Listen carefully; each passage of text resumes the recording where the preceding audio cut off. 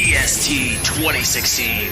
This is interviews, music reviews, and more. This is The Hodder Show. What is up, everybody? We are Rolling Audio here today on episode 343 of The Hodder Show. I hope you guys doing absolutely fantastic. Thank you so very much for tuning in and clicking that play button on today's episode of the podcast. I've got an absolutely fantastic episode for you here today, as I try to every single week right here on The Hodder Show. I am sitting down for a chat with my new buddies, Sara and Mitchell from Among Legends. If you're not familiar with Among Legends, they are a phenomenal punk rock band based out of Ontario, Canada, and they have a really fun, unique sound. It was a really great conversation, and I hope that you guys enjoy it as much as I enjoyed recording it with them. Before we jump into that, I just got to say real quick that at the end of this episode, I'm going to be talking a little bit more about this, but I am beyond excited to announce that as you guys are hearing this, and if for some reason you didn't see my post on social media yesterday, I am now a proud member of the Grey Rooms Productions family. And I have no words for how much this means to me and how excited I am. And again, I'm going to talk a little bit more about it at the end of the show because there's a few things that I need to discuss. But as you heard in the intro of this podcast, there will now be ads for The Hodder Show. They are fantastic ads. I think that they're very well done. A lot of them are localized. You're going to hear things that hopefully pertain to you a little more than some ads out there in the world. But I'm going to be working on it the next few weeks to figure out the best placement for my ads. I'm going to try and place them in ways that doesn't interrupt the flow of the main bulk of the podcast. So you may get an ad in the beginning of the show and then one leading into the main bulk of the episode, but then maybe we won't have ads in the middle of the show and then there'll be one leading into the outro. Something of that nature, I'm thinking, but we'll see how things work over the next few weeks. But I'm just beyond ecstatic to be with the Grey Rooms Productions family and on the Spreaker app by iHeartRadio. It's just been such a wonderful journey so far. I cannot wait for what the future holds. But again, I'll talk a little bit more about it in the outro because I'm super excited to get into my chat with Sara and Mitchell from Among Legends. Let's get into it. Fresh off their cross-Canada tour, we are here today with Mitchell and Sara from Among Legends. What's up, guys? Welcome home. Thank you. Thank you. It's been a very long time away, one whole week, and it's nice to be home. 1 week, but it was like 37 hours of driving or something like that? It was, many hours of driving, many thousands. That's only one way 37 hours. I didn't even think about that. It was a lot. The little map that I shared recently does not include back and forth trips to campgrounds, Airbnbs. We stayed at the University of Prince Edward Island in like the residence one night. So that's only from venue to venue. And then there's like all the extra getting around, finding accommodation stuff as well. It was, trying not to fall into the ocean. It's a busy week. It's a busy week. Okay, there's got to be a story there. I have to ask. Do you have some trouble when you were driving near the ocean there? Maybe, perhaps? No, genuinely, nobody was close to falling into the ocean. I don't think, unless I missed something really exciting. I'm maybe always close to falling over because I'm like a little clumsy. So if we could do that. We could say that I almost fell into the ocean strictly by proximity. But no, we did stand in the ocean, by the ocean, which was great. Had you guys ever been to that part of Canada before? I had been out that way when I was like 12 or something, but genuinely don't remember much of that because I was like an angsty 12-year-old. So, it was nice to see it as a non-angsty adult. I'm still an angsty 12-year-old. So aren't we all, I guess? We're all angsty 12-year-olds on the inside. Let's be serious. So you guys went from opening the tour in Kitchener driving to a stop in Quebec, then you went to PEI, then you went to New Brunswick, back to Quebec, back to Ottawa, and then finished off the tour in Toronto. Now, you did mention on that Instagram post that I've brought up a couple of times here that maybe some people enjoy the tour a little bit more, even if it was a bit tongue-in-cheek. So overall, how was the tour experience for you guys? I'm assuming you were all, crammed into a van, much like sardines, but how was the experience overall? Did you guys have fun? The first day was stressful because we had a trailer on the back of the car and nobody's ever towed anything before. So there was just to not just tow the trailer, but to know that it's got all the stuff that we need. And also the first place that we stop is Montreal, where the drivers are unforgiving, makes it just a little harder to stay cool, calm, and collected. I think one of the things that is really cool about our band is that everybody is very unique and it very kind of has their own personality, and that comes across in many different ways. And one of those ways is the way people thought about ending the tour. Everybody had a good time on tour. There were no fights. There were we got along. If somebody needed to sleep, we would let them sleep for the most part. Unless they were driving, and that was no sleeping while you're driving. That's a great rule. No, don't go to sleep till we've stopped. I think it was kind of funny as we got into Toronto and saw some people to see who looked like they had a bit of a lump in their throat and wished it could continue, and who saw their significant other and went, it's nice to be home. It was. But overall, I think if you ask anybody, they would say they had a good week. Right, yeah, definitely more of a sarcastic kind of tongue-in-cheek thing, saying that something they enjoyed more than others. But was this your guys' first tour experience in a post-COVID world? I know that you had some shows in 2021, but were they mostly shows within Ontario, or did you get to go outside the box a little bit there? Yeah, we... it is tough for us to get out of Ontario. Like, everybody in the band has a full-time job. And so for the most part, weekends are kind of the only time. And then to drive a day to play a Saturday in a different province and then just drive home again is a tough thing to convince everyone to do. I think I would call this our first tour. I would definitely call this our first big thing post-COVID. Although, with 3 out of 5 band members currently testing positive for COVID, I don't know if I live in a post-COVID world, TJ. No, man. I don't mean to laugh, but I've been working with the public ever since COVID started, and I actually just tested positive a few weeks ago. I just got over it. That's crazy. And that was the first time I actually tested positive. So it's kind of funny for me too. Just a lot of people are like, oh, we're totally over COVID. We're in a post-COVID world. And it's like, I don't know, man. People are still getting sick out there. Yeah, it was a big, consideration for doing this. And we decided that, would we regret a year from now having released this album and not having done kind of something big and different than what we've done before. And I think the answer amongst the 5 of us was, this is the thing that deserves some additional work put into it. So we're going to do what we can to keep away from people's germs, but that's the risk you take. Yeah, no matter how hard you try. I mean, for gosh sakes, I'm surrounded by disinfectant and bleach and chemicals that kill COVID and all sickness, and I still freaking managed to get it, almost 3 years in at this point. But walk me through some of the shows that you guys had and some of the experiences. I know from, again, that post on Instagram, which, by the way, go follow Mung Legends on Instagram. They are a very good follow. You had some really unique moments happen. So walk me through some of those. I'd love to hear about them. Sarah, what was your favorite moment? What was your favorite show? I think part of me would say that the Kitchener show is a highlight because we got to see a lot of friends come out for kind of our first show in the region.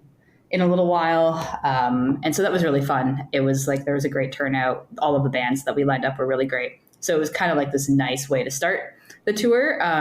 But to be honest, I don't know, there was something really neat about being like thousands of kilometers away from home and still having people come out and enjoy themselves and like be supportive. And at every show that we played, folks were super nice.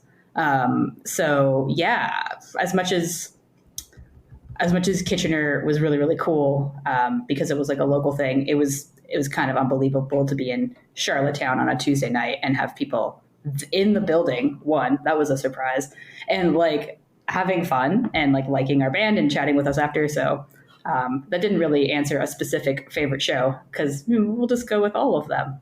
I don't want to choose. That's okay, though. It's perfectly fine to like all the shows on the tour. So. Yeah, absolutely. For sure. As far as for you, Mitchell, was there any specific ones that come to mind that were your favorite on the tour? No. I think the ones that I liked the most were the ones that that kind of kick off that post that I made. So like having somebody come up to me afterwards and saying that like which I cannot believe, by the way, that like a song that we've put out has impacted them in a positive way at a time that they've needed some sort of, I don't know, element of inspiration or keep goingness or whatever. I think like first time that's ever happened ever in the history of the band was last week, and that was like pretty rad. And then it didn't just happen once, which is like completely blows my mind. Man, I would imagine that's just got to be an absolute pinch me moment to have someone say something to you about art that you created. Did you ever think that something like that would happen to you, that someone would relate to your lyrics in that way? The first few releases that we put out, maybe I was a little naive and thought that it would happen like right away. And then when it didn't, not that I was like moping that it didn't, but then it just like kind of fades away as a factor. And then I do a fair amount of the lyric writing. The band is pretty collaborative on the music, but I have taken a stab at the majority of the lyrics. And so the only thing that I know how to write is like stuff that I think I would be willing to like look at somebody in the face and say, which means it also has to be like kind of authentic and true to me. And so, yeah, I just think it's cool that something that I've thought about and put down in some lyrics, somebody else has thought about too. You kind of like, you write it and it goes into the void of a band who is like ready for whatever, because we all click as a band. And so if something sounds good, let's do it. But to have like that external kind of audience listen and say that it clicks with them is, I almost cannot believe it. I'm sure it's one of those things where, you know, if you write music that is just real and raw and honest and can be uplifting, and I think that's really what drew me to you guys so much, was as much as, you know, I love pop punk, but when it's like a lot of the bands, it's like with pop punk, you don't really know what you're getting. It's like, oh, it's a pizza party, guys, woohoo, or all, you know, what's the thing, like, oh, the old cliche, this time will be the death of us, you know, like, and again, don't get me wrong, I love pop punk, I really, really do. But with what you guys are doing, like there's a little more of a positive spin. It's more uplifting, and just to me, it's very unique and it's very different for the pop punk world, because it is a genre that, just like metal and things like that, it can get maybe a little oversaturated with a lot of the same type of music. So I'm really not surprised that you guys had that kind of reaction, because again, I knew within the first, you know, couple of songs, this is something different. This is something really raw and real, man.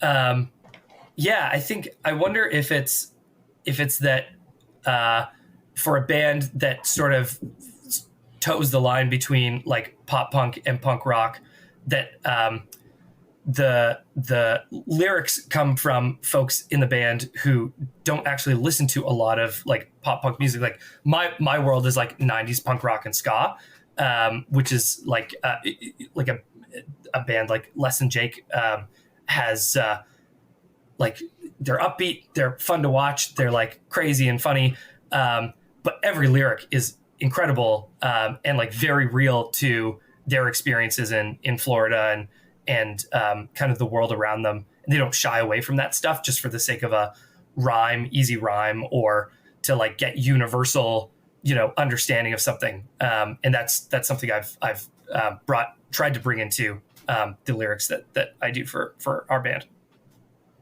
Well, I think you guys are absolutely knocking it out of the park with that. And of course, talking about Take Good Care, the debut album, we will be discussing that in a little bit. But you just mentioned something there, Mitchell, about kind of that 90s era of punk rock and pop punk being a big influence on you, and of course, Less Than Jake. So I would love to dive in and talk with you guys about, some of the first music that you heard. What was the music and bands that really got you into music, got you playing music? And Sarah, I'd love to start with you on that, actually, to hear about your musical journey. Yeah, I have a very defined kind of like moment where I remember realizing that I liked punk rock, and this was a thing that I wanted to listen to forever. And it was at my babysitter's house, watching Much Music, and a music video for Good Charlotte, Lifestyles of the Rich and the Famous came on. And Jam. Right. And I just fell in love with everything about it. I thought they looked so cool. I thought the music was so cool. And I it was instant. It was like, this is amazing, and this is what I want more of. And from there, the floodgates kind of open,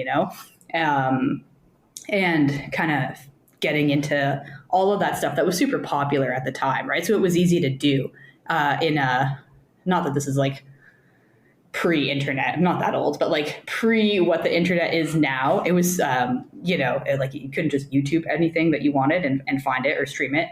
But because stuff was particularly popular at that time, I was able to get into like Blink-182 and Simple Plan and Sum 41 and Good Charlotte and all that stuff, because it was just everywhere. And then from there, you can kind of find the influences that those bands had and dig a little deeper into maybe what folks might say is like real punk. I don't know.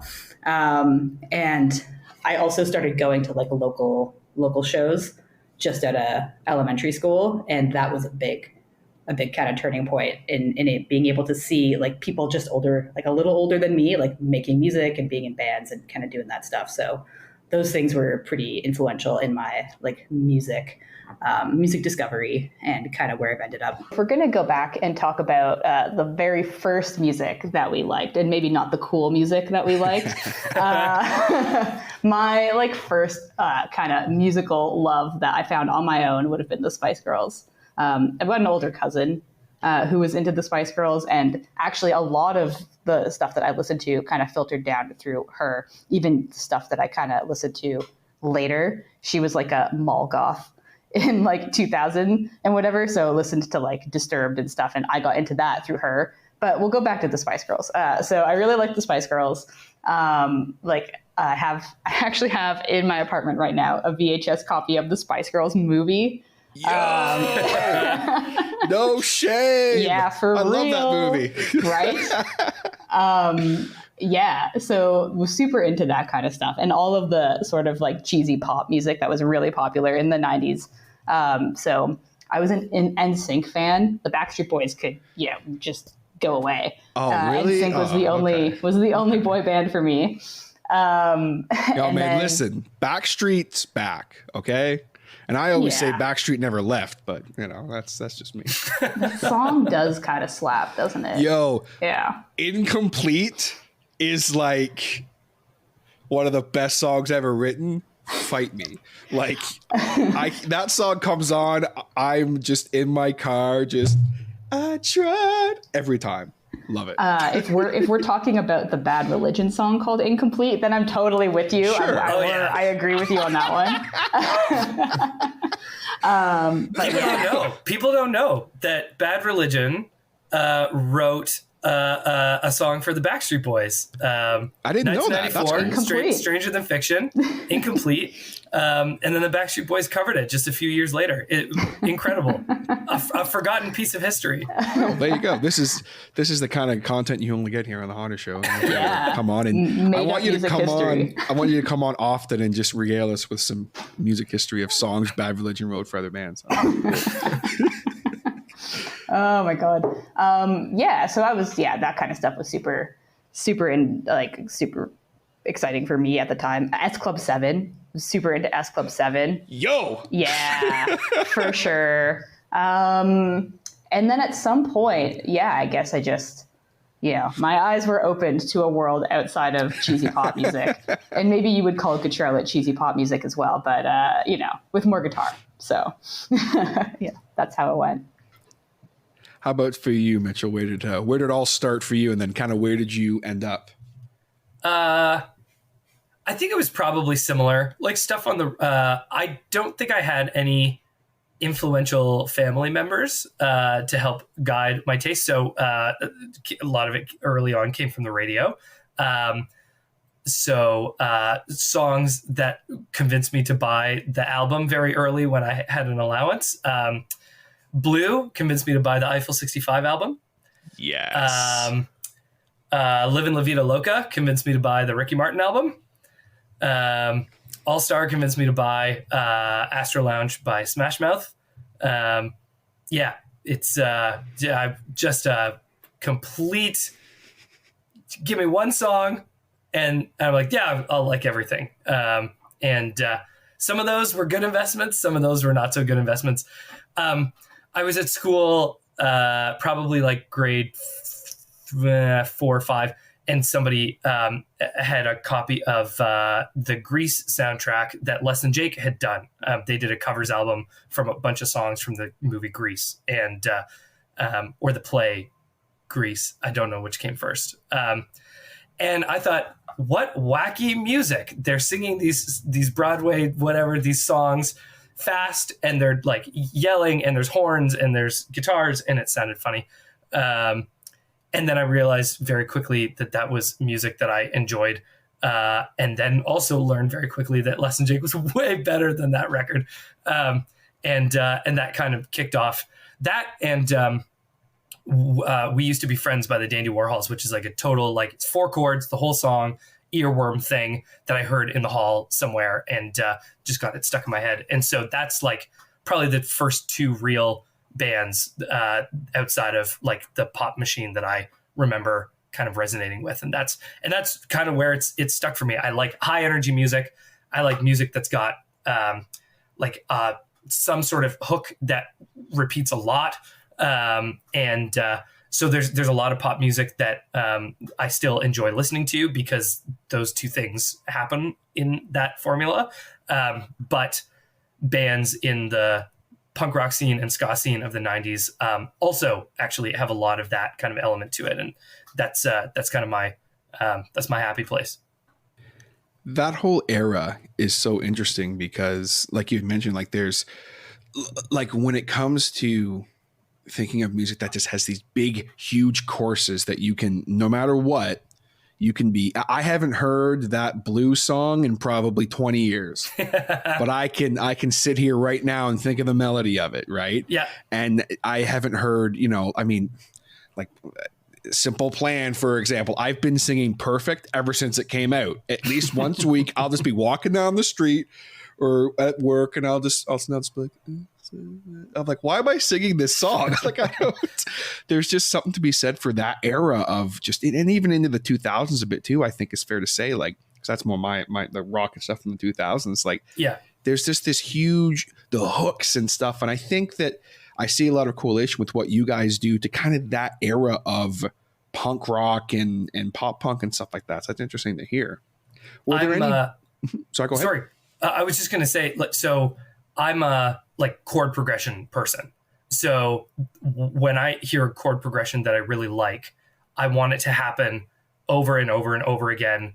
And if somebody would allow songs to be 20 minutes long with the same chord progression, I would be happy with that. The band has walked me off the ledge a number of times where I've been like, no, this song needs to be 6 minutes so we can have this chord progression over and over. And they are always right in saying, no, we don't. But that's where my brain goes. And so even though a lot of what I listen to is like high energy, like 90s and 2000s punk rock and ska, there's a lot of that in there because that was popular music around that time as well. So like the whole like decline of 90s like third wave ska is because it became pop music, and so as that wave was growing, a lot of those elements of like really catchy, repetitive music that people want to hear on the radio came into play. It just happened to be in a package that I really liked. And that is true also for the Green Days and Blinks and Sum 41s of the world, right? So that it is like punk rock energy with pop like structure. And that's what I think of as pop punk, not necessarily a particular sound or genre. It's the sound or the energy and the way it's put together. Right. And I think bands like, I mean, literally all those bands you mentioned, like they just kind of in that era really perfected like, okay, we can have hits on the radio that people can sing along to and that the mainstream can get into. But then, I mean, I think Sum 41 are a beautiful example of that. And then they can go, oh, and by the way, here's Chuck. Like, yeah, just Yeah. for sure. But even it's funny you mentioned like I'm a huge Alice in Chains fan, and like the whole like chord progression repeating throughout a 4-minute song and stuff like that. Like that's, to me, there's nothing like when you have a good riff or a good chord progression, and if it repeats for the whole song. My favorite song ever is Nutshell by Alice in Chains, and that's literally, there's obviously guitar solos and stuff, but it's 4 chords for about 4 minutes, and that's it. It's all we get. And if you changed one thing about that song, it wouldn't be the same, you know? I love it. Yeah. Something in my brain goes, this is the perfect combination. No more work needed. 10 out of 10, no notes. Let's go. It never has to stop. If I could put songs like that on repeat for the rest of my life, I would. And I truly believe I would not get sick of them. Well, that's saying is when you have just even just speaking like musically, when you just have a badass riff that you hear and you just go, I need that just repeated over and over again. And you have a badass freaking like drum and bass section in behind that, kind of laying down the covering fire, so to speak, for that riff. Like it's this feeling of energy that's just like, I don't know. I love it too. That's what I'm trying to say. There's nothing like it for sure. Sarah, do you think we have a badass drum section behind us? I can't answer that question. It feels weird. Do.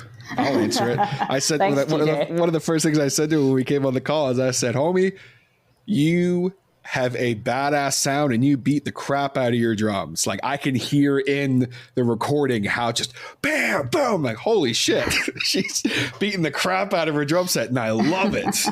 It wasn't always like that. I had to learn how to make that happen.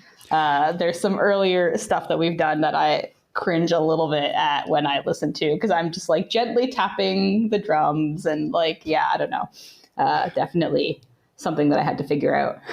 Well, when did you start getting into playing drums? Like, did you take lessons? Was drums always something you were interested in, or when did that all happen? Yeah, I was like 12 or 13 when I started playing drums. So I grew up playing piano, and I started playing piano when I was pretty young, like 4 or something, and played that for a while and mostly did not have fun doing it.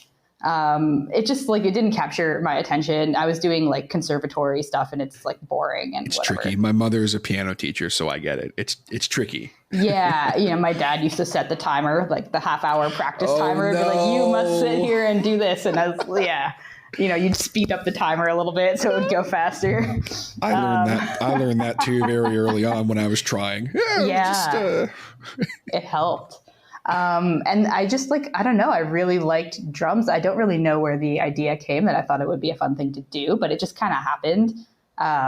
I just thought they were awesome. And so at some point, I convinced my parents to let me stop playing piano and start playing drums. And I got a drum kit for Christmas. And I did that for a while. I took lessons for a number of years and like did a little bit of conservatory stuff with piano as well, with drums as well. And like played drums in music class in high school. And I was like definitely in the band, like a concert band in high school. So I did all that kind of stuff. But I love playing drums. It's super fun. And I'm glad I kind of found it at some point because I have a great time. So you went the full, like, that's, anytime I talk to drummers who went the route of like conservatory, it just fascinates me because like, to me, it's just, like, I know nothing of any music theory at all. So when I see drummers who'll be like I have a friend of mine who he went the full route with that too. And he'll have his sheet music and he'll be like, yes. And blah, blah, blah, blah. And I'm like, how do you know what, like, it boggles my mind. How far did you go with the conservatory? I'm just curious. Not super far. I did like a grade 4 percussion exam. Okay. And it just kind of happened randomly. My music teacher was like, or my drum teacher was like, you should do this thing. And it's like, okay. So in grade 4, you have to play the xylophone as well as the snare drum. And there's like all of the stuff that you would do with a piano exam as well. So you got to do like your sight and your music or your ear testing and whatever. The grade 6 exam for percussion, I'm pretty sure has timpani in it. So I didn't quite get to that portion of it because that sounds insane. But I'm super glad that I have that foundation, you know. I find it's just good to know your, like, some music theory as a drummer specifically, because you don't deal with it super often, but it's nice to be able to like join in the conversation and know what you're talking about because you've got that experience, you know? So I'm glad to have done it, as much as like those conservatory exams are super stressful and irritating to do. And I hated doing them. It was good. I'm glad. Yeah. There's nothing worse than when because I'm someone who has always surrounded myself with way more talented musicians than myself, like ridiculously more talented. And there's nothing worse than when you're sitting in a room with 5 other people and they're talking about the theory behind something and you're just like, yes, the root note. Yes, I will do that. Yes. Yeah. So then we're going to go into this and the key of what? Yes. The key of D flat. Yes. Like there's nothing worse than when you just know nothing, but you have to act like you know what you're talking about. It sucks. So yeah, for sure. How about for you, Mitchell? Where did it start with you with vocals, and did you start with vocals or? No, actually, Sarah and I have a similar progression. So I did, I have my grade 7 conservatory piano. And then I think grade 1, I didn't do much theory, grade 1 theory, just like maybe it was piano theory, but maybe it was just general music theory. I can't remember. But yeah, similar thing. Linkin Park had a keyboard player. My parents are like, you like Linkin Park? You could do that. And I'm like, yeah, but you also have to like, let me stop playing classical music before I can figure it out. And then eventually I also learned how to play the drums. I really like drumming. I was the first drummer in this band, and I was the drummer and singer in a high school ska band. I took some lessons from a neighbor, like a friend in our area. And then I don't know when or why, to be honest, I was interested in singing. For previous bands, it may have just been that I felt good enough at doing it that I would just like, and there wasn't somebody else who was interested. But when this band started, it was because I was at a music school taking vocal lessons in Kitchener. So there was, but I also don't remember why I was there taking vocal lessons. I don't know if there was an end game. It may have been a New Year's resolution. But yeah, anyway, so I did that. And then here we are. I don't know how to play the guitar.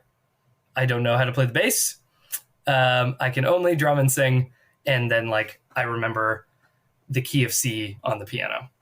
I mean, that's all you need, really. I mean, look at Dave Grohl. He has no shit. He's out there selling millions of records. So you're right. Dave Grohl doesn't know shit. That's the tagline for today. What's he ever done? What does he know? Yeah. Dave Grohl, get out of here. When I'm really glad I took my couple years of like musical theory, because that's how I think about music, is just chord progressions. And then in my head, I turn it all into the key of C, and I know my intervals between the notes. And that's how I can figure out like what chord progressions like sound nice together to me. And then somebody like Cameron or Sarah comes in and they write parts that don't use the things that I default to, and they also sound good. So what do I know? That's why you have multiple people, you all combine into something that sounds good. Yes, collaboration is a wonderful thing, but I have to ask, so since you are not a guitar player, bass player, but you do obviously a lot of writing and vocal melodies and stuff, there's got to be times where, you get like the voice memo on your phone. Yeah, I got this riff. You ever get that? You ever do that? Because I live for those. Those are like my favorite thing ever. I have learned over time, with gentle encouragement from the rest of the band, to maybe consider not sending them the thing that I think it sounds like on the piano, because it doesn't. Yeah, that's been a learning for me, it's just not. I think once people in the band, my belief is basically like, so if I'm writing a song that includes like the music of it as well, once my sort of process is like, get the chords figured out first, so we know like the timing of how long each chord is going to like last for. Then we can work together and find rhythms and strumming patterns and like drum fills and stuff that make the song a little more interesting. But a strumming pattern to me makes no difference if you don't have the foundation of what those chords are going to be. What is that progression that's carrying the melody behind it? And so by then, the experts in those instruments know what we're talking about, and they can start making recommendations based on how fast we're thinking about playing it, or the lyrics, or whatever it makes them feel. So I have learned to stop playing on the piano as a communication tool and just show people the notes, and they'll worry about it. They'll figure it out. Sorry, that was that just the way you said that. I just mute myself because I was just dying laughing. Through gentle encouragement. That's fantastic. I love it. But it's cool that you can at least do that, because I've also, if I'm talking with people over the years, had it the other way where their singer is like, I don't know none of that stuff. I just sing over it and yell at you and stuff. Like, I don't know what all this is. And that's obviously that's cool too. And it works, but it's really fun to think that, you can, maybe if you have an idea, it's just learning, obviously now learn how to present that idea maybe a little better. For sure. In a different way. I've always liked, my ultimate goal is to write my own favorite song. That would be really, I don't know if it'll ever be possible, but isn't that a good carrot to dangle in front of yourself? That's awesome. I've never heard anyone say that before. That's a really cool goal to have. That's awesome. So I love that. I think about my favorite songs. I'm like, there's only so many elements that go into a song. So there's gotta be some way that I can do it too. So that's been a motivator for me to like write music for the band, although I'm not the only person that writes music for the band. And then the fact that we've been together for a while means that we've worked out some ways to kind of pass that information around the group, so that everybody feels good about the song that we end up putting together, making sure that bass gets opportunity to do what bass wants to do, drums has opportunity to do stuff that drums feels good about, guitarists get to play stuff that they feel good about, but it's rooted in some sort of progression or structure that, if I'm the songwriter, that I think is potentially has the potential to be my new favorite song. I think that's anytime you set out to write something, you know, I think you should always like it's something you want to listen to, right? Like that's, you know, because I've seen it on the other side too, where it's like, oh yeah, we thought this song would do really well at radio. It's like, well, do you like this song? Yeah. It's like, what?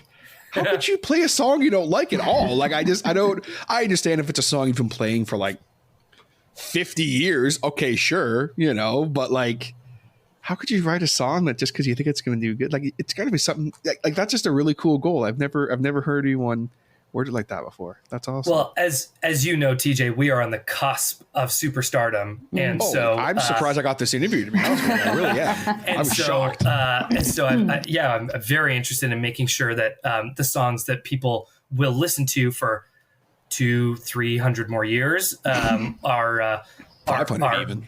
500 could be 1,000 and 1,000. That's fair. You name a number, I'll play it for that long. I want to make sure that all of our songs, nobody gets sick of playing them because you totally could run the risk. And I think like there's no pressure for us to like put something new out. The only pressure and timelines that we put on ourselves are the ones that we put on ourselves. And so, why not take the time to write stuff that everybody in the band feels really good about? Because then it's our job to go and just keep playing it. And that it would be disappointing to play something that folks don't want to play. Yeah, who at the end of the day, if everyone listening loves the song, okay, cool. But if you personally hate playing it, then what's the point? Like, why would you show up to work to do something you absolutely hate? Like, I don't, who cares how much money you're making, right? That's, you know, you got to be happy is what I'm trying to say here. But talking about the band and writing and collaboration and things of that nature, where did it all start with Among Legends? We did a few months at a music school in Kitchener, Ontario. For reasons unknown, I was taking vocal lessons there. Our bassist Anthony was, I think, also taking vocal lessons there. I had a friend who played guitar and we struck a deal with the folks who ran that place to let us, if in exchange for like letting us close up, could we use their like jam room to just play music, play covers and stuff after hours. They would close up shop like 8 p.m. or 9 p.m. And then Anthony and Mackenzie and I would go in and just play for a few hours and then lock up behind ourselves. And that was really fun. Eventually, covers are great, but I wanted to do stuff of our own. The original guitarist, Mackenzie, he's a financial advisor and has a very important job. So he left fairly quick. And Cameron had joined us by that point and has been a member of the band for a long time. And we found Cameron and Sarah on Kijiji.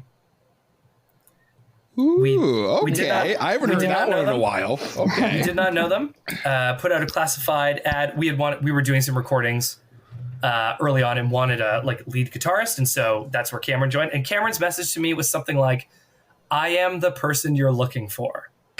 And I believe that's I am the person. I was like, there was no one else. Confidence check. Skill, well, we haven't met yet, but probably check. We had put some like influences in the thing, and he had said that like a lot of the bands that we had listed in there he really enjoyed, and so that was a good sign. And came in and yeah, he nailed it. You got to know you're just a badass. You message and you're just like, yeah, I'm who you're looking for. Like, even if it's tongue in cheek, like you got to know, okay, I can back it up. Yeah. So that was cool. And for the record, he was right. So that was really great. And then Sarah, similar. I don't think your message to us was as no, I did not say any of those words. But it was probably more along the lines of, if you don't mind, if you've got the time, maybe check out whatever. Yeah, I'm sure it was great. Hey, I forget this. It was a mistake. Yeah. But Sarah came in and similar thing. So Sarah had like sent us a message about some of the bands that she listens to, and it sounded like a good fit. And then she had also prepared like one of the songs that we had recorded. She had like memorized and prepared and came in like ready to play, which was not the case for the person we tried before her. And then on top of that, Sarah can keep a tempo and the other person could not. So, that's basically what you need. Yeah, it's been great. Sarah has since also become a songwriter in the band, and has helped us out on some recordings because not only does she play drums, she also plays bass guitar and ukulele and sometimes guitar. Yes, multi-instrumentalist, but bad at most of them. It's great. Listen, it doesn't matter. Like I say at times I'm a multi-instrumentalist because I'm like, yeah, I play guitar and bass and ukulele and if it I used to say if it has strings I can probably play, and then I try to play real instruments like violin and shit, and I'm like, never mind. But this is hard. If you own it and you can pluck away at it, it's like, yeah, I play bass. Yeah, it's just whatever. Yeah, I took saxophone lessons for a little while, and that is a whole different animal. You know, it's like there are buttons I have to press, and like, yeah, there's a reed, and I don't know what's going on. It was fun. After Sarah joined, we were a 4-piece for a long time. So I had been singing and drumming before Sarah joined the band, and then we were a 4-piece for a long time. And then Cameron has like a lifelong friend from the neighborhood that he grew up, who is also a terrific guitarist. And that's how Tyler joined. So Tyler and Cameron have been friends like since birth, basically. And they both happen to be great guitar players. So Tyler joined in the middle of 2017, and we've been a 5-piece ever since. That's awesome. That's a really cool story too. The fact that it's like, hey, I know a guy. Like, how old do you know him? Like, this asshole's been following me around since birth. Come on, let's. Yeah, awesome. It's worked out great. They also have very different playing styles, which is great. So we don't have a rhythm guitarist and a lead guitarist. We have some song will resonate with one person in the band more than the other, or every once in a while, Tyler will write a song and sort of take lead on that. But Cameron writes a fair chunk of the music for the band as well. So he'll sometimes come with like a riff ready to go, and that kind of puts him into lead guitar territory. But on many songs, they switch. Like Come Up Swinging on the record, they're playing rhythm together in the verse. Cameron plays lead in the chorus, and then Tyler does like the thing in the bridge. It's all over the place. There is no the part that goes. Yeah, literally, that's how it goes. It's amazing. That's awesome. I love it. Yeah, I could try to play that on the piano if you want, but I don't think it'll be as clear. I love it. That's fantastic. I mean, I'm not against hearing it on the piano personally. Like, I am. Let me just say for the record, I am. But you had just mentioned with obviously a Come Up Swing with the record there. Walk me through the record. Like, I know that from what I read, you guys had recorded it a little while ago, and then now obviously dropping it this year.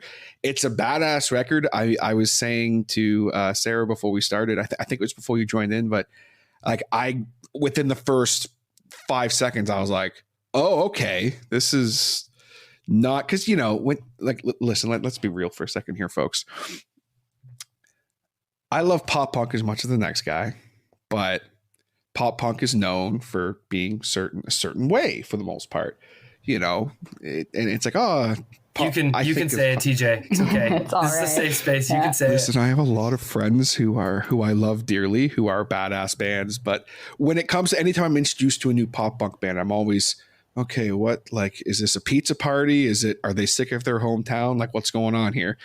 And immediately I was like, oh shit, like there's heavy drums, some serious guitar riffs, and then the vocals kick in, and I'm like, oh shit, like this is like, because you've got a really badass unique voice too, Mitchell, especially for this genre. Like it's not like any voice I've ever heard before for pop punk, just to be honest with you. I love it. Like, I'm a big fan.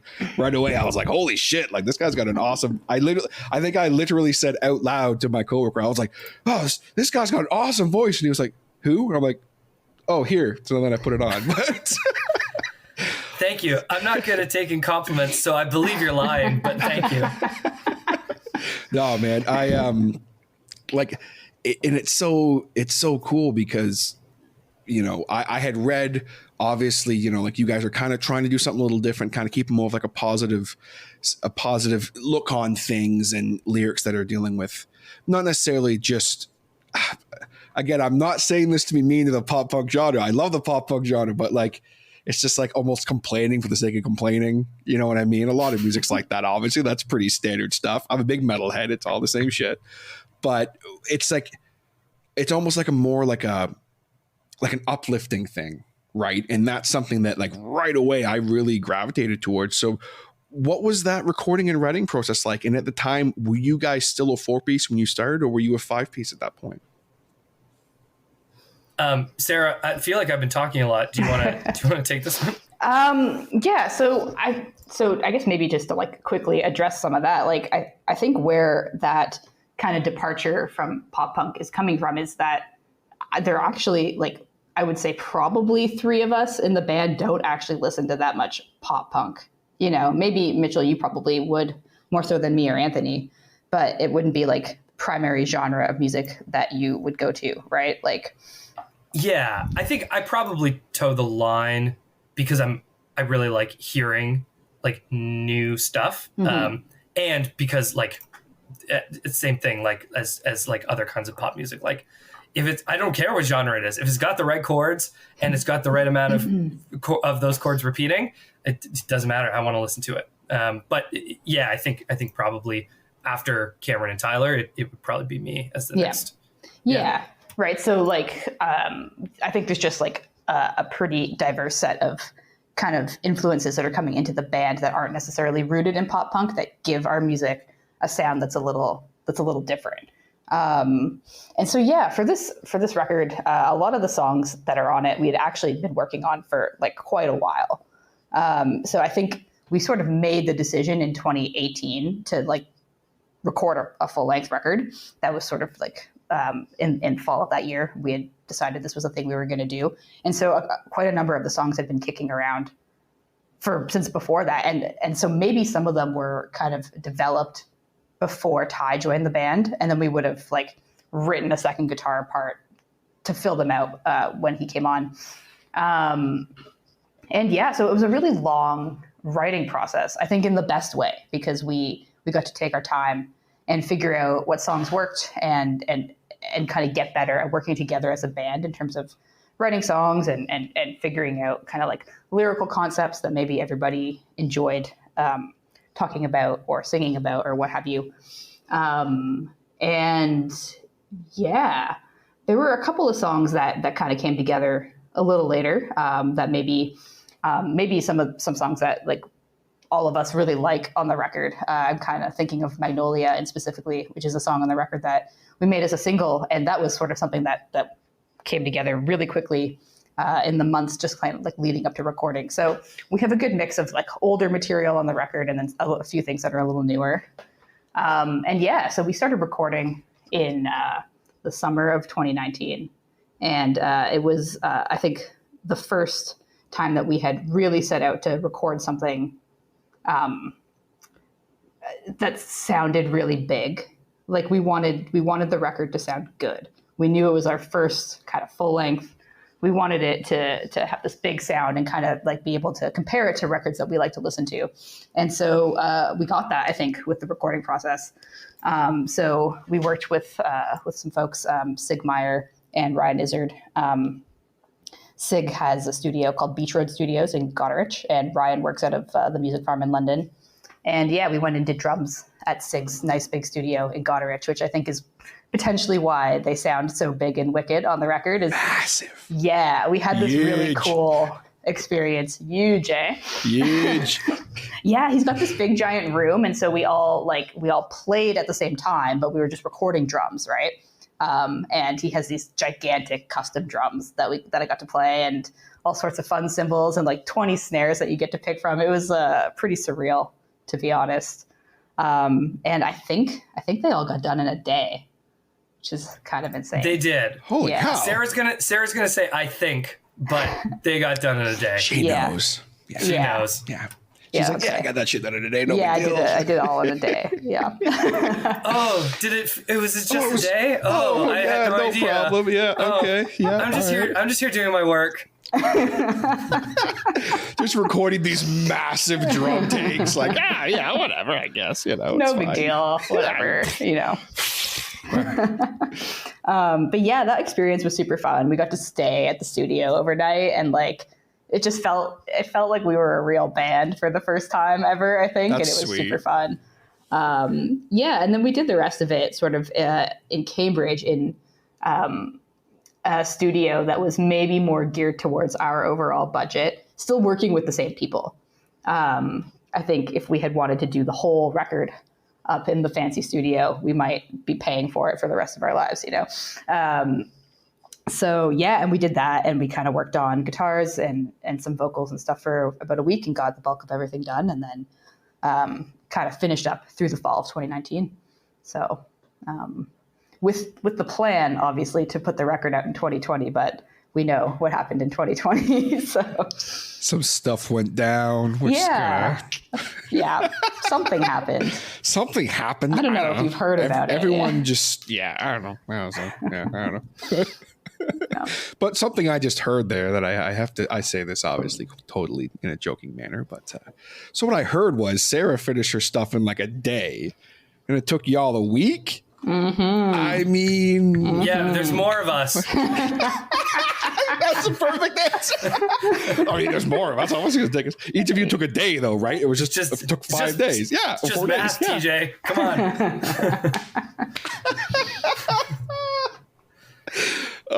That's awesome. That's fantastic. I love it. That was exactly the kind of response I wanted. But in all seriousness, how was it for you recording vocals compared to some of the early stuff you guys had done, Mitchell? It was hard. It was hard in a helpful way. There are some, to be honest, there's some songs on this record that I listen to and I listen to my voice and I'm like, nah, I could have done that a little better. But I didn't know how that week. It's like 3 years ago. I'm a different person now, and now I would know what to do, but I didn't then. And that week helped me figure out what it was that I like to hear and what it was that I don't like to hear. And the time since then has helped me figure out how to like kind of consistently make that happen in a way that I like versus a way that I don't. I think Sig and Ryan did a really great job at choosing takes that sound pretty similar throughout. But my memories from recording are like a lot of like what feels like tinkering on my voice, kind of like mid song. To figure out why do I sound like slightly breathy here and more like Kermit the Frog over here, and how do I stop one? I want to sound like Kermit the Frog all the time, as you probably expect. I'd buy that record. It's just a full Kermit the Frog. And so, that's my goal, is to take over the Jim Henson Company and voice Kermit the Frog full time. And so this was an avenue for that.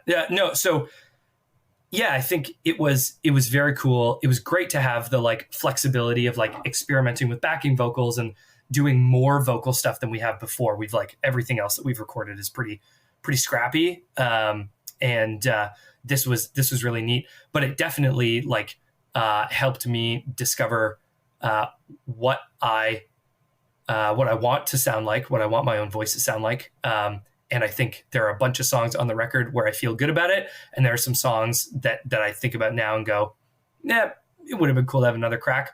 But the producers did a great job at like making everything sound harmonious. And I'm probably the only person who picks up on that.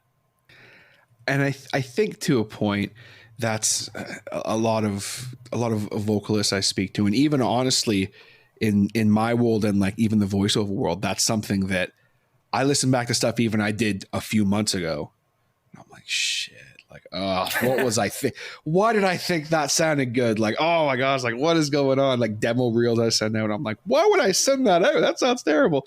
I think that's something that as a creative type, you know, obviously in a different world, but we're always kind of like, could have done that differently.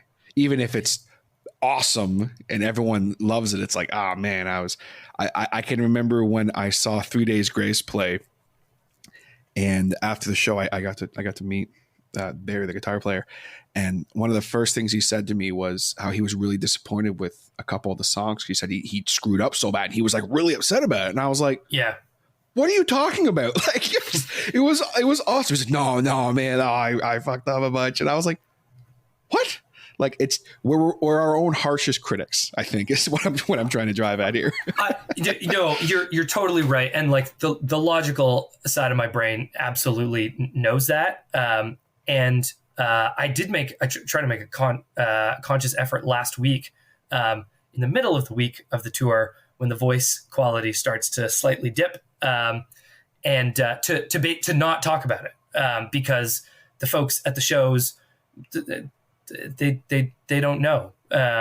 They either know the songs, or I would guess a lot of them don't know the songs until we show up and play them. So the context is really only within the band. And you're right. Like we'll always be our own harshest critics. I love this record. Like I listen to it a lot. I think it's terrific. With that being said, oh boy, just get ready for my voice on record 2. Just you wait. You thought it was good here. Just wait. You're going to think they fired me and replaced me with someone else. Well, that's a lot of hype, man. I'm excited to hear it, because I know it's going to be a lot of fun. On that note, just as we get ready to kind of wind down here, what's kind of next for you guys? Obviously, just got back from the tour. What's anything on the books right now for you guys, or? Yeah, I think we've got, we're hoping to get a few more shows in kind of the summer and through the end of the year. This tour was like a gigantic undertaking for us as people who have never booked something like that before, done something like that before. It was a lot. And so I think, yeah, well, we're definitely like, we want to keep playing shows. We want to keep doing things, but I think it might be kind of fewer things as we kind of get into maybe a busier period in the fall. And then hoping to think about our show plans for 2023. A couple of us on the call would love to do some more tours, so we might see if we can work that kind of stuff out. And we've been demoing, huh? You and TJ. Well, I was going to say, she's obviously referring to me. Let's be real. Yeah. I'll come play the tambourine. I can't even play that, but it's shaker egg. You want to do the shaker egg? I can rock a shaker egg. I can do that. Man, that thing is harder than it looks. Let me tell you. I know. And yeah, we've been demoing some new songs, and I think they're wicked. So I think we're going to continue to work on some new music and hopefully, I don't know, think about maybe doing some more recording at some point. But yeah, I think the demoing's been going really well. So continue with that. Awesome. Glad to hear it. Well, guys, it's been an absolute pleasure talking with you. And before I let you go, I have kind of a staple question I always like to ask here. And you can answer, it's kind of a one or the other, or you can give me both. Do you guys have a story of the best or your favorite show that you've ever played, or just the worst show in a funny way that you ever played, or a moment on stage that was just a terrible but funny moment? Or do you have both? I think we've probably got both. Do you want to do one, Mitchell, and then I'll do one, and we'll see where we land? Interesting. Do you have ideas for both? I have ideas for both. Yeah. Interesting. You want to give me a hint, and then maybe I can talk about one? Which one do you want a hint for? I like how this is like, oh, wait, you think that was a bad show? What? I don't know yet. I don't know what Sarah's thinking. Okay. Do you want me to just talk about what I think might be our worst show in a funny way? And then you can maybe talk about a good one if you want. Yeah, sure. Yeah. I'm very curious. Okay. So in, I think it was 2018, we did our first ever weekend run outside of the local area, whatever. He knows what I'm talking about now. Okay. Yeah. It's all coming back to me now. Yeah, so we were really excited to do these shows, and we played a show in Toronto on Friday night, and then we drove to Montreal to play a show in Montreal on the Saturday. And unbeknownst to us, it was like Saint Jean Baptiste Day or weekend or whatever in Quebec, which is like a weekend where nobody is around to do anything because they're doing other fun things. And so we played the show at this really cool venue, but no one was around.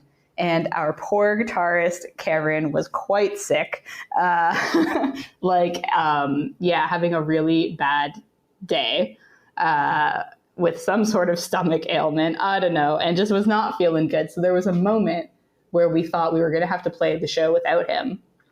And I think we were all just like pretty down. It was just like, no one's here. Our guitarist can't make it. What are we? And yeah, it just kind of sucked. But then Cameron pulled through and he drank some ginger ale and he had a little nap. And then he sat on stage on a stool and played the show to absolutely zero people. But we had a great time. That's dedication to the craft right there, folks. It was amazing. So, it was not fun, but then it kind of worked out. And then I think we had a good time playing the show just for ourselves and for Cameron for toughing it out. And then we got bagels afterwards. So, I was going to say, shows come and go, but Montreal bagels from St. Viateur Bagel, they're forever. And that place is open 24 hours. You just walk in, you grab a sesame bagel and go. It's that can lift anybody's spirits. This is my endorsement for St. Viateur Bagels in Montreal, Quebec. Mitchell is a bagel expert. A bagel expert, sorry. Hi, I'm TJ Hodder. And we here at the Hodder Show would like to... I can't even do it. Hi, I'm TJ Hodder. And I would like to talk to you today about... No. That's awesome. I love it. What was our best show? That is hard. I think the show that I have felt best about at the end of it is actually fairly recent. So at the beginning of June, we opened for a long-running punk band called Pulley, a band that I've listened to like for ages, and they're great. They're fast. They're upbeat. They've got a lead singer who doesn't play another instrument on stage. It's my thing. It's what we are. Just like one of those bands that you discover in high school and kind of like sticks with you for a long time. So I think this was a great show for two reasons. Number one, our band, because it's like falls somewhere in the world of pop punk and punk rock, we get added to shows a lot where I think our particular brand of upbeatness is not always the thing that the crowd would like to experience. They're ready for angry, angsty, sad bands. And here we come in, we play a Spice Girls cover, we jump around on stage, we go home, and people I think they should be into it, but sometimes they're not. And so from a band perspective, this show with Pulley felt a little bit more in our comfort zone. Folks were expecting like major chords, fast songs, harmonies, and high energy, and that's what we got to play because that's what we always do. And the crowd wanted that because that's why they were there, and that was really cool. And then from a personal standpoint, like I've listened to Pulley for 15 years and I've never had a chance to see them. So I had tickets to the show even before we got asked to play because I knew I was going to I couldn't miss a chance. And so to not only get to see a band that's on my bucket list, but then to also get a chance to play the show is like, that's top tier for me. It was awesome. That's awesome. Definitely playing with people who, or you have such a respect for. That's got to be another kind of a pinch me moment, I guess, eh? Yeah, and the band, being in a band gives you like slight additional privileges in the sense that like you're there a little bit before the show, so you can meet the band if you want to, if they're receptive to that, and then you're there a little bit later tearing down equipment and stuff after the show, which also means you get a chance to like spend some time. So like to get a chance to like chat with some folks in the band and let them know that this was like a treat for me to just be here and let alone playing was it was kind of a special day. Awesome. I love it. Well, Sara Mitchell, it has been, I said that like it was a full name, Sara and Mitchell. I was going to say, oh, Sara Mitchell. That's our celebrity name. That's a celebrity name. I like it. Guys, it's been an absolute blast getting to chat with you. Thank you so very much for coming on and hanging out with me. Where can the good people find Among Legends if they want to check you guys out more? Before I tell you, can I show you something that I've wanted to show you since we started? Oh, please do. Okay. Do you know, I sent you a photo of Sara and myself earlier, right? Yes. For like the cover image. I also have it on my t-shirt. We got Please tell me that shirt is available on AmongLegends.com. It is not. It needs to be. It will be by the time this episode goes live. Do it. We play a holiday show every so often, and I thought one year it would be fun. So I got the band, everyone else in the band, different shirts of Sara, just different photos that have been taken of Sara over time, awesome. Which was very fun. And unbeknownst to me, Sara showed up in a shirt that had all of us on it, and we had not talked about it beforehand. It was a beautiful moment. That's just why you're meant to be in a band together. Come on. I think That's so. why she answered the Kijiji ad. She just knew. One day this guy's going to be wearing my face on his shirt, and I'm going to show up wearing his face on his shirt. Yep. That's right. So yes, for all you listeners at home, I'm wearing the shirt with a photo on it that you can see in the thumbnail image or however that picture gets used in your promo for this episode, TJ. Yes, and AmongLegends.com, as far as the social medias, you guys are mostly active on Instagram and Facebook? I would say like Instagram, Facebook, and Twitter, and it's always Among Legends 519 for those handles. But you're right; it's like a local consolidated place to find our information is AmongLegends.com. Perfect. Very good. Guys, thank you so much. It's been a pleasure. Thank you. It's been awesome. Yeah, it's been a lot of fun. All right, folks, there you have it. My conversation with Sara and Mitchell from Among Legends. Just such a great time. Be sure to check out Among Legends wherever you find your music, and at AmongLegends.com. I will have a link down below in the description of this podcast. Thanks again to Sara and Mitchell for being such fantastic guests. Now, as I mentioned in the intro of this podcast, the Harder Show has a new home on the Grey Rooms Productions network here on the iHeartRadio Spreaker app. This is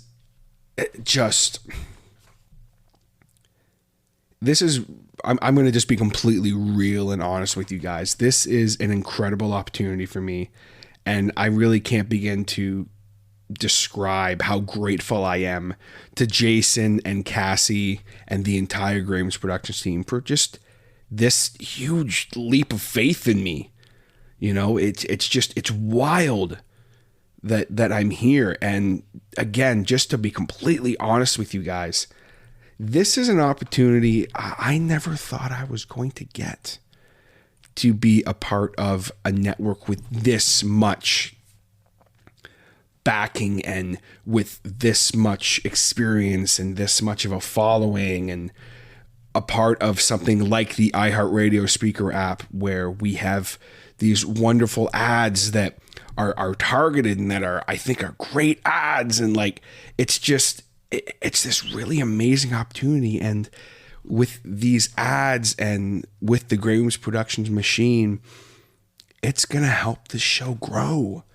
And then in turn, I can be of a service more to people I have on my show, because at the end of the day, the main reason I started this podcast was so I could shine a spotlight on artists and creative types and just people who I think are interesting, and give them a platform, man. That's why I started this show. And I'm going to be able to do that now, potentially on a much bigger scale. And that's just, it's amazing. And like I said, I didn't think I'd get this opportunity. And to be here with this opportunity with people like everyone over at the Grey Rooms Productions team is just, what else can I say? Like, just a humongous shout out to everyone over at the Grey Rooms, because this is one of the best decisions I ever made in my life. Was not just listening to the Grey Rooms, because it is my favorite podcast, but joining the Grey Rooms Discord and getting to know everyone. And, you know, make no mistake, this opportunity is completely a leap of faith on their part. You know, I have value, you know, and I have some time in, and, you know, but at the end of the day, you know, I'm just some guy who likes to talk on a microphone, and to be handed this opportunity is just, it's amazing. And I'll leave you with this on this note here. If there's something you want to accomplish, never, ever stop fighting for it. Even in just the darkest, hardest of moments. Because it may seem unachievable. But guys, I freaking promise you, one day you're going to get your chance.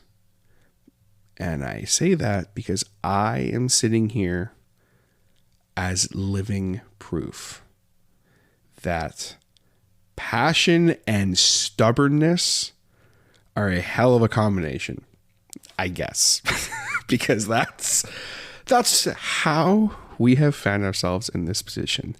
And yeah, that's about all I got to say about that. Thank you for listening to my my little spiel about that, my little heartfelt spiel.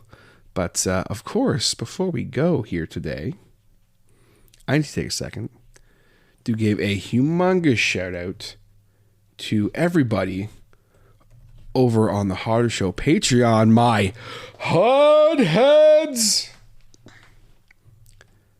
over at patreon.com/The Harder Show. We, of course, have the OG patron, my man, Mr. Scotty D. Scott, thank you so very much for all your support. You know how much I appreciate you. We have the Grey Rooms, just adding to the list of amazing things the Grey Rooms has done for me and the team over there. Thank you guys so much for everything. I mean, what else can I freaking say with the Grey Rooms, man? Just thank you for everything from the bottom of my heart. Ronan Komori, Ronan, thank you so very much for all your support, brother. You know how much I appreciate it. Wolf Delta Pi, thank you very much for your patronage and your support, my friend. You know I love you. Eric Phones, Eric, thank you very much, brother, for all of the support. You wonderful man, you wonderful bearded wonder. Thank you very much. Of course, Mr. Arthur Unk, head writer of the Grey Rooms. Arthur, come on, man. You know, you sexy bastard. You know what's going on. I appreciate you, man. Thank you very much for your support. And of course, my boy, Mike Quintero from Mike's Mystery Mansion. Mike, thank you so much for your support, your patronage, brother. I appreciate you very much. Check out Mike's Mystery Mansion. It is a phenomenal horror narration podcast and YouTube channel. And if you would like a little shout out like that at the end of every single episode of The Horror Show, as well as exclusive content like live streams, behind the scenes information like me joining a network, my patrons knew about that long before I announced it. And also access to an exclusive podcast that you only get on The Horror Show Patreon, the Taped of Trepidation, which is my very fun and super engaging, I think, horror narration podcast, consider joining the Hot Show Patreon, patreon.com/The Hotter Show. Find a tier that is right for you. The $5 and above tier get access to the Tapes of Trepidation, which is the horror narration podcast over on The Hotter Show. Or if you just want to help support the show in other ways, be sure to hit that subscribe button wherever you are listening. Leave a like or a comment if you can, especially if you are over on the Spreaker app or the Spreaker.com/shows/The Harder Show. You can leave a little heart rating on every episode and leave a comment and let me know if you enjoyed this. I would love to hear from you guys over on the Spreaker, because it is a wonderful app and a wonderful site to use. We also, of course, have the social media, which is The Hotter Show. We have Facebook and Instagram. Be sure to follow us. And if you would like to contact me to come on the show, or you have a comment about something or anything of all of that nature, hit me up anytime at thehardershow@gmail.com. And if you are on Discord, get on the Hotter Show Discord channel. Hit me up. I'll invite you. We have so much fun over there. Don't miss out. Join the Hotter Show Discord today and really be a part of a wonderful, growing community. Thank you from the bottom of my heart for listening, especially if you were a long-time listener. Seriously, thank you so much. I love it. You guys are my family.